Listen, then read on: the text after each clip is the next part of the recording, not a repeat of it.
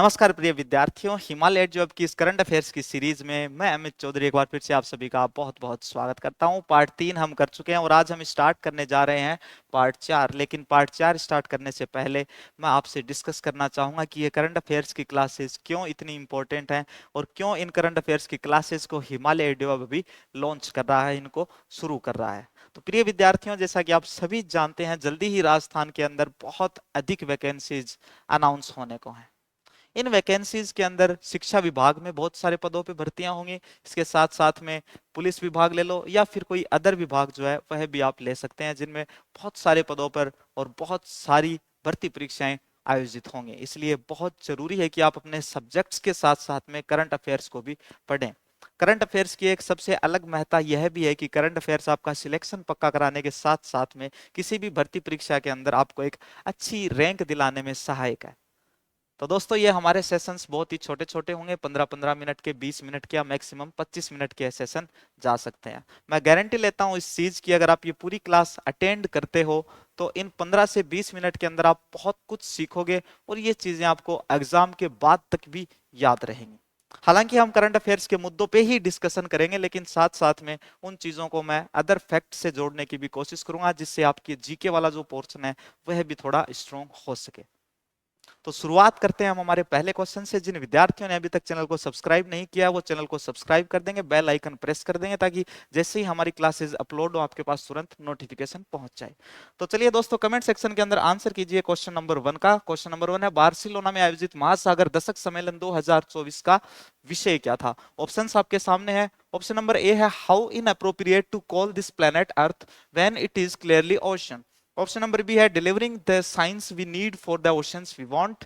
And option number C है, the ocean does not like to be restrained. Option number 4 है आपके लिए, a body of water occupying 2/3 of a world make for man who has no gills. तो जल्दी से comment कीजिए दोस्तों, इसका राइट आंसर क्या होने वाला है। इसका राइट आंसर मैं आपको बता देता हूं। इस क्वेश्चन का राइट आंसर होगा, delivering the science we need for the oceans we want.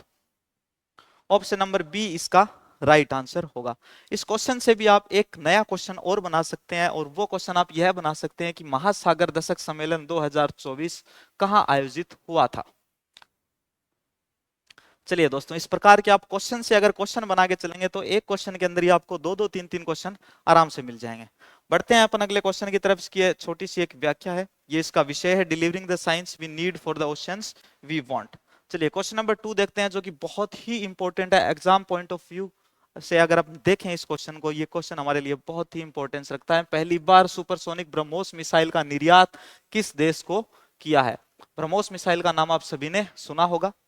1998 में भारत और रूस के मध्य एक एग्रीमेंट हुआ था ब्रह्मोस मिसाइल के निर्माण को लेकर। तो वही बात है भाई, सुपरसोनिक ब्रह्मोस मिसाइल जो है उसका निर्यात भारत ने पहली बार किस देश को किया है? आपके सामने ऑप्शन है, सिंगापुर, मलेशिया, फिलीपींस या फिर इंडोनेशिया। इसका राइट आंसर होगा भाई फिलीपींस। फिलीपींस को किया है अभी 19 अप्रैल को पहली डिलीवरी की गई है। देखिए इसके बारे में थोड़ा सा डिटेल से जानते हैं हम। 19 अप्रैल 2024 को पहली डिलीवरी की गई। ब्रह्मोस पाने वाला फिलीपींस पहला बाहरी देश है। फिलीपींस ने भारत में इन मिसाइलों के लिए 375 बिलियन डॉलर की जो डील है वह जनवरी 2022 के अंदर यह डील हुई थी। 375 मिलियन डॉलर की हुई थी फिलीपींस के साथ में। कब हुई थी? जनवरी 2022 में। तो ब्रह्मोस मिसाइल और फिलीपींस और भारत, इन तीनों चीजों को लेके कितने क्वेश्चंस बन सकते हैं? जैसे सबसे पहला क्वेश्चन, भारत और फिलीपींस के बीच ब्रह्मोस मिसाइल को लेके डील कब हुई थी? कब हुई थी यह डील? जनवरी 2022 में हुई थी। दूसरा क्वेश्चन यहां से बनता है कि यह डील कितने मिलियन डॉलर की हुई थी? तो यह डील 375 मिलियन डॉलर की हुई थी। 375 मिलियन डॉलर की हुई थी। अगला क्वेश्चन यह भी बन सकता है कि भारत ने फिलीपींस को जो मिसाइलें निर्यात की हैं उनकी जो पहली खेप है वह कब भेजी? तो वह कब भेजी थी? 19 अप्रैल 2024 को। 19 अप्रैल 2024 को। थोड़ा सा अगर हिस्ट्री में इसके जाया जाए ब्रह्मोस मिसाइल के, तो आप थोड़ा सा देख सकते हैं इसके बारे में। ब्रह्मोस एक सुपरसोनिक क्रूज मिसाइल है। भारत और रूस ने संयुक्त रूप से इसको मिलकर बनाया है। जैसा कि मैंने आपको बताया, ब्रह्मोस को लेकर 1998 में हुआ था भारत और रूस के बीच करार। भारतीय सेना को 2007 में पहली बार ब्रह्मोस मिसाइल मिली। तो इस प्रकार से कुछ हिस्टोरिकल फैक्ट्स को भी साथ में लेके अपन इस क्लास में चलेंगे। देखिए, भारत ने फिलीपींस को दी ब्रह्मोस मिसाइल। अगला क्वेश्चन देखते हैं हम। बहुत ही इंटरेस्टिंग क्वेश्चन है, क्वेश्चन नंबर 3। लेकिन एक बात मैं आपको बता देना चाहूंगा कि आपकी अगर किसी प्रकार की कोई भी सजेशन हो, आप यह चाहते हो कि सर हमें इस टाइप के कुछ क्वेश्चंस कराइए, या फिर जो एक्सप्लेनेशन है यह थोड़ा कम कीजिए या इसको थोड़ा और बढ़ाइए, आसपास की बहुत सारी चीजें हमें सीखनी है, चाहे क्वेश्चन कम ही भले कराओ लेकिन एक्सप्लेनेशन ज्यादा कराओ, या फिर एक्सप्लेनेशन कम कराओ क्वेश्चंस ज्यादा करा दो, तो इस प्रकार के जो भी कमेंट्स, आपके जो भी सजेशंस है, हमारी टीम आपकी वो चीजें पढ़ेगी, आपके कमेंट्स पढ़ेगी, आपके सजेशन जरूर देखेगी और उन पे हम विचार करके और आगे बढ़ेंगे। तो दोस्तों अपने सजेशंस भी अवश्य दें। देखते हैं अगला क्वेश्चन। अंटार्कटिका का सबसे ऊंचा सक्रिय ज्वालामुखी की बात यहाँ पे चल रही है। Active volcanic corruption eruption active volcanic eruption जो गैसों के साथ सोना भी उगल रहा है। Wow, very interesting question. Gold, बात हो रही है गोल्ड की। गैसों के साथ में गोल्ड क्रिस्टल्स जो हैं वो भी निकल रहे हैं। देखिए, Mount Erebus, Mount Sidley, Mount Vinson और माउंट एल्सवर्थ। बताइए भाई, अंटार्कटिका का सबसे ऊंचा सक्रिय ज्वालामुखी। सक्रिय ज्वालामुखी का मतलब है ज्वालामुखी जो हमेशा क्या रहता है भाई, एक्टिव रहता है, सक्रिय रहता है, जो गैसों के साथ में सोना भी उगल रहा है। उसका नाम बताइए, सक्रिय ज्वालामुखी उस चोटी का क्या नाम है? उसका नाम है माउंट एरेबस। Mount Erebus. चलिए इसके बारे में थोड़ा सा डिटेल से जानते हैं, बहुत ही इंटरेस्टिंग होने वाला है यह। देखिए, अंटार्कटिका का सबसे ऊंचा सक्रिय ज्वालामुखी माउंट एरेबस गैसों के साथ सोना भी उगल रहा है। सोने की मात्रा 2.8 ऑन्स मतलब 80 ग्राम प्रतिदिन है। कितने ग्राम है भाई? 80 ग्राम पर डे। 80 ग्राम सोना पर डे यहां से निकल रहा है। 80 ग्राम बोले तो अपने 8 तोला। ठीक है, आगे देखते हैं। रोस द्वीप स्थित माउंट एरबेस क्षेत्र में, कहां पे स्थित है यह? रोस द्वीप में। क्षेत्र के 138 सक्रिय ज्वालामुखियों में से एक है। माउंट एरेबस क्षेत्र, जो माउंट एरेबस है, ये यहाँ पे जो 138 सक्रिय ज्वालामुखी हैं उनमें से एक प्रमुख है। शोधकर्ताओं का कहना है यह प्रतिदिन करीब $6000 मूल्य की गोल्ड डस्ट उगल रही है, स्वर्ण धूल। तो भाई, हर किसी को धूल पसंद नहीं होती, लेकिन मैं चाहता हूं कि ऐसी धूल हर जगह होनी चाहिए, स्वर्ण धूल जिसको बोलते हैं। ठीक है, गोल्ड डस्ट। सोने के कण माउंट एरेबस से 621 मील की दूरी तक पाए गए हैं। तो काफी दूर तक जा रहे हैं भाई सोने के कण। मतलब ये भी नहीं कि अगर कोई बहुत ज्यादा दूर रह रहा है तो वो ऐसे सोचे कि काश मैं वहां होता, मैं वहां होती, तो हम भी सोना ले लेते। तो सोना खुद ही वहां तक पहुंच रहा है, 621 मील की दूरी तक ये कण जा रहे हैं। इसके बारे में मैं आपके लिए एक डिटेल्ड वीडियो जरूर लेके आऊंगा, इसी चैनल पे मैं आपके लिए एक डिटेल वीडियो लेके आऊंगा। चलिए देखते हैं। Antarctica gold dust Mount Erebus spews $6000 worth of gold a day. Hot gas of 1000 degrees Celsius carries gold particles. Second gas cool down to under 100 degrees Celsius in contact with air. Okay. Gold crystals on the crusty surface of the lava. फिर जो crystals जो है वो crusty surface, लावा का जो crusty surface है, लावा का जो ऊपरी surface होता है, खुरदरा खुरदरा थोड़ा surface है, उसके ऊपर जो इसके crystals हैं वो जम जाते हैं, गोल्ड के crystals। थोड़ा सा मैं आपको ये ज्वालामुखी और दिखा देता हूँ, ये पर्वत और दिखा देता हूँ, ध्यान से देख लीजिए। ये हमेशा एक्टिव ही रहता है। यह है माउंट एरेबस जो अंटार्कटिका के अंदर स्थित है, अंटार्कटिका का सबसे ऊंचा सक्रिय ज्वालामुखी। चलिए दोस्तों अगले क्वेश्चन की तरफ हम बढ़ते हैं। अगला क्वेश्चन है हमारा, विश्व पर्यावरण दिवस 5 जून 2024 की थीम क्या है? इसकी थीम आप बता देना। इसका जो मेजबानी की है अब की बार, वो किसने की है? सऊदी अरब ने। इसकी मेजबानी की है सऊदी अरब ने। चलिए अब इसकी थीम बताइए। ऑप्शन नंबर ए है भूमि बहाली, मरुस्थलीकरण और सूखा सहनशीलता। ऑप्शन नंबर बी है प्लास्टिक प्रदूषण का समाधान। सी है केवल एक पृथ्वी। डी है पुनर्कल्पना, पुनर्प्राप्ति और पुनर्स्थापना।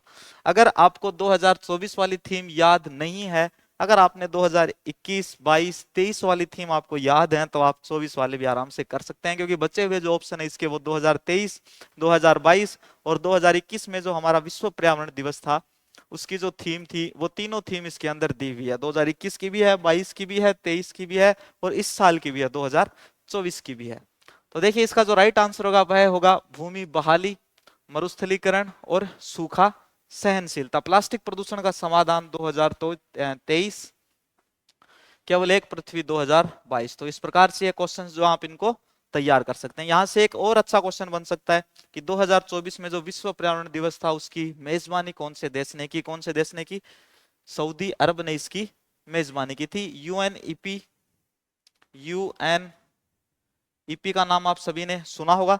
चलिए थोड़ा सा डिटेल से अपन इसको देखते हैं। संयुक्त राष्ट्र पर्यावरण कार्यक्रम, जिसको क्या बोलते हैं, यूएनईपी।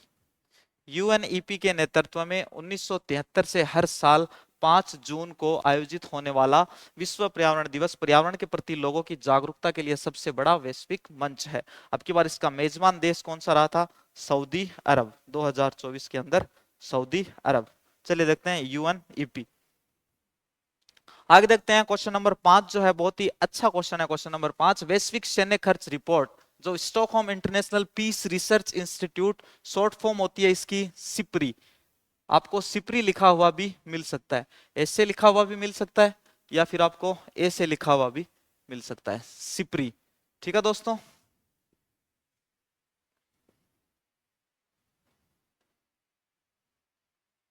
सिप्री। ओके, देखिए वैश्विक सैन्य खर्च रिपोर्ट जो कि Stockholm International Peace Research Institute, S stands for Stockholm, I stands for international, P stands for peace, R stands for research and I again stands for institute द्वारा जारी की जाती है। इसमें भारत का कौन सा स्थान है? देखो मैं आपको तरीका बताता हूँ इसका, बहुत ही इजी सा एक इसका मेथड है। पहला, दूसरा, तीसरा और चौथा, भारत इसमें चौथे स्थान पर है भाई। और इसका तरीका यह है, ये नाम याद कर लो फटाफट, अचीरूब, सिपरी अचीरूब, सिपरी अचीरूब, सिपरी अचीरूब। ए का मतलब अमेरिका पहले नंबर पे, ची का मतलब चीन दूसरे नंबर पे, रू का मतलब रूस तीसरे नंबर पे, और भय का मतलब भारत चौथे नंबर पे। अचीरूबा, अचीरूबा। ऐसे अमेरिका पहले स्थान पे, चीन दूसरे स्थान पे, रूस तीसरे स्थान पे और भारत चौथे स्थान पर है। चलिए दोस्तों थोड़ा सा और देखते हैं हम इसे। ग्लोबल डिफेंस एक्सपेंडिचर की इस साल की रैंकिंग में भारत सैन्य खर्च के मामले में दुनिया भर में चौथे स्थान पर रहा है। यह report Stockholm International Peace Research Institute के द्वारा जारी की जाती है।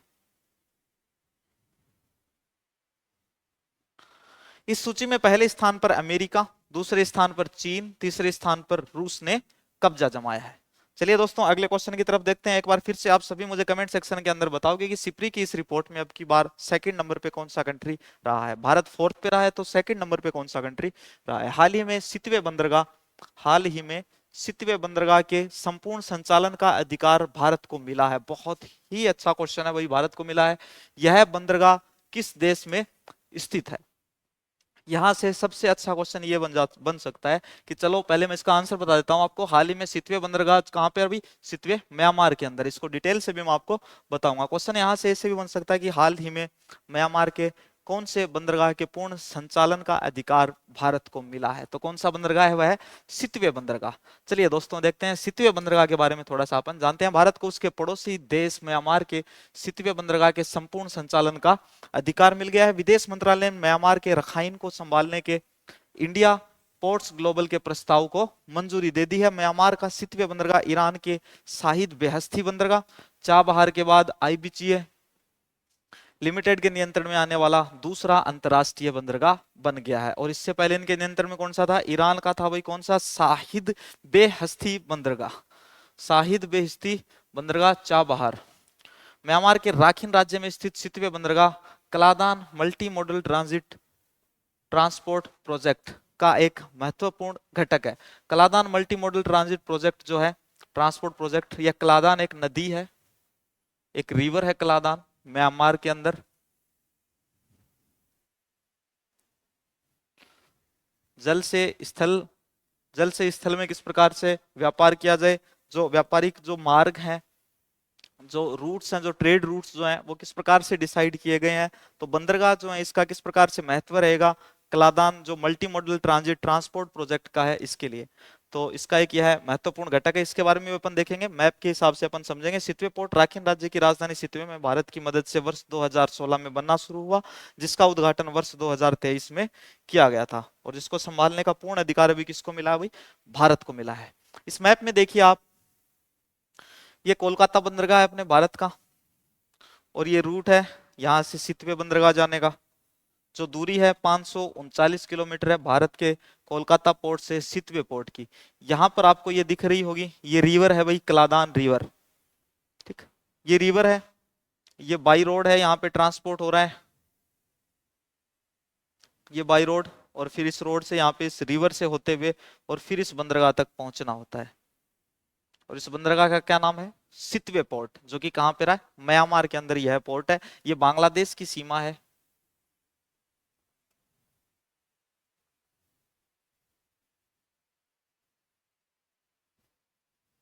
यहां तक ये कौन से देश की सीमा है? बांग्लादेश की। चलिए दोस्तों, आई होप आपको अच्छे से समझ आ गया होगा। अगला क्वेश्चन देखते हैं। क्लाउडिया शिनबाम किस देश की पहली महिला राष्ट्रपति बनी है? किस देश की पहली महिला राष्ट्रपति बनी है क्लाउडिया शिनबाम? क्यूबा, ट्रिनिडाड और टोबैगो, कोस्टारिका या फिर मेक्सिको? चारों की चारों जो है वो नॉर्थ अमेरिकन कंट्रीज हैं। तो इनमें से कौन सा कंट्री ऐसा है जिसकी राष्ट्रपति कौन बनी है? Claudia Sheinbaum. जिसकी राष्ट्रपति बनी है क्लाउडिया शिनबाम, बताइए।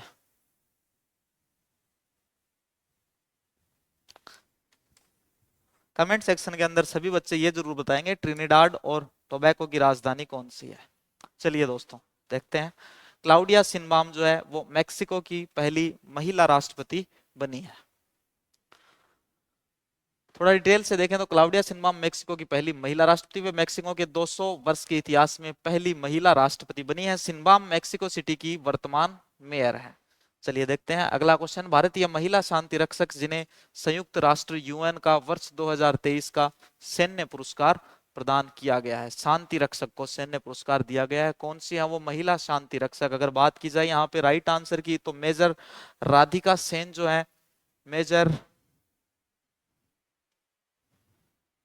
मेजर राधिका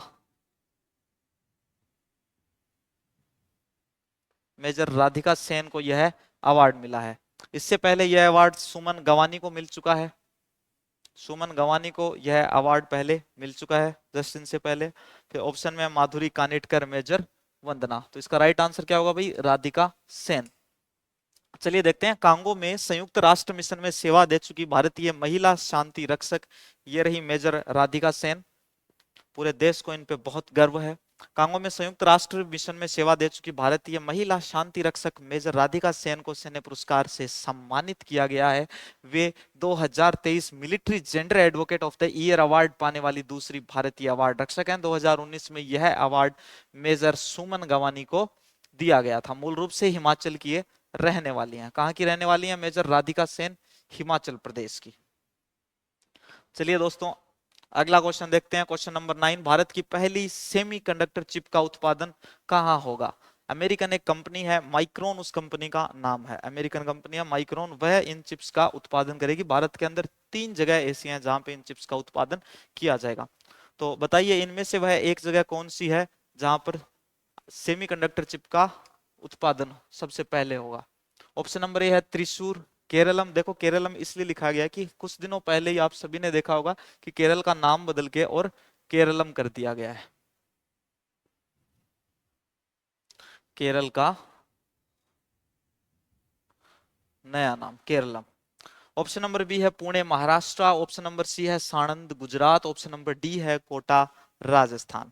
तो जल्दी से गाइस कमेंट सेक्शन के अंदर जरूर आंसर करेंगे, इसका राइट आंसर क्या होगा? भारत की पहली सेमीकंडक्टर चिप का उत्पादन कहाँ होगा? तो इसका जो राइट आंसर है वो होगा, वो क्या होगा सोच रहा हूँ, ये मैं आपके लिए छोड़ देता हूँ कि आप कमेंट सेक्शन के अंदर आप इसको आंसर कर दो। चलो खैर, इसका आंसर मैं कर देता हूँ। 10वां क्वेश्चन जो है, लास्ट वाला जो क्वेश्चन है वो मैं आपके लिए छोड़ दूंगा। ठीक है। एक तो गुजरात के अंदर जगह है साणंद, एक तो साणंद के अंदर, दूसरी जगह गुजरात के अंदर है धोलेरा, धोलेरा के अंदर, और जो तीसरा जो प्लांट लगेगा इसका वो लगेगा मोरीगांव, असम के अंदर। कंपनी का नाम है माइक्रोन। जो सेमीकंडक्टर चिप कंपनी है उसका नाम है माइक्रोन, जो एक अमेरिकन कंपनी है। ठीक है। चलिए देखते हैं थोड़ा सा डिटेल अपन इसमें। अमेरिकी कंपनी माइक्रोन वर्ष 2025 में भारत में अपनी पहली सेमीकंडक्टर चिप को निर्मित कर लॉन्च कर देगी। सेमीकंडक्टर के 3 प्लांट हैं, जिसमें 2 प्लांट गुजरात के धोलेरा और साणंद में। आगे अगर देखें तो एक सेमीकंडक्टर प्लांट असम के मोरीगांव के अंदर। तो आप ये तीनों के तीनों याद रखोगे, दो गुजरात के अंदर है और एक असम के अंदर मोरीगांव है। साथ साथ में आप यह भी याद रखोगे कि ये सेमीकंडक्टर बनाने वाली जो कंपनी है यह कौन से देश की है, अमेरिका की है कंपनी है। इस कंपनी का क्या नाम है, माइक्रोन। चलिए दोस्तों, आज के सेशन का ये लास्ट क्वेश्चन है भाई आपके लिए। देखिए, केंद्रीय गृह सचिव अजय कुमार भल्ला ने नागरिकता संशोधन कानून सीएए के तहत पहली बार 14 लोगों को भारत की नागरिकता प्रमाण पत्र सौंपे। कब सौंपे थे ये 14 लोगों को, सब पहली बार। इस क्वेश्चन से आप एक दो क्वेश्चन और तैयार करके देखिए, एक दो क्वेश्चन अच्छे अच्छे यहाँ से तैयार हो जाएं। सबसे पहला क्वेश्चन किसने सौंपे थे, अजय कुमार भल्ला ने, जो कि केंद्रीय गृह सचिव हैं। नागरिकता संशोधन कानून सीएए के कितने लोगों को सौंपे थे पहली बार, सिर्फ और सिर्फ 14 लोगों को सौंपे थे। इससे जो अगला क्वेश्चन बनता है वो मैंने आपसे पूछ लिया, और इसका राइट आंसर होगा भाई 15 मई 2024 को, अभी रिसेंटली 14 लोगों को इन्होंने ये नागरिकता प्रमाण पत्र सौंपे हैं। चलिए थोड़ा सा सीएए के बारे में देखते हैं अपन, नागरिकता कानून के बारे में हम देखते हैं। 15 मई 2024 को केंद्रीय गृह सचिव अजय कुमार भल्ला ने नागरिकता संशोधन कानून सीएए के तहत पहली बार 14 लोगों को भारत की नागरिकता प्रमाण पत्र सौंपे। थोड़ा और डिटेल से अगर देखा जाए, 31 दिसंबर 2014 से पहले पाकिस्तान, बांग्लादेश और अफगानिस्तान से आए गैर मुस्लिम शरणार्थियों को भारत की नागरिकता देने का प्रावधान है। 2016 में सीएबी नागरिकता संशोधन बिल पेश किया गया। दिसंबर 2019 में लोकसभा व राज्यसभा में बिल जो है वह पारित हुआ था। कब हुआ था, दिसंबर 2019 में। याद रखेंगे सभी, यह बिल कब पारित हुआ था, दिसंबर 2019 के अंदर। 11 मार्च 2024 से देश में सीएए लागू हुआ है। यह भी बहुत ही अच्छा करंट अफेयर्स का यहां से क्वेश्चन बनता है कि देश में सीएए कब से लागू हुआ है, 11 मार्च 2024 से। तो इसी के साथ अपना ये सेशन में समाप्त कर देना चाहूंगा, लेकिन आपसे एक सवाल यह रहेगा, कमेंट सेक्शन के अंदर आप उसका आंसर जरूर करोगे कि ये करंट अफेयर्स की क्लासेज आपको कैसी लगी, क्या आपको चीजें याद हुई। अगर आपको चीजें याद हुई है तो वीडियो को बिना पीछे किए हुए मेरे क्वेश्चन का आप आंसर जरूर दोगे। और मेरा क्वेश्चन यह है कि अब की बार 5 जून 2024 को विश्व पर्यावरण दिवस की मेजबानी कौन से देश ने की थी। तो दोस्तों जल्दी ही मिलते हैं अपने अगले नए वीडियो के साथ में, तब तक के लिए बाय, धन्यवाद।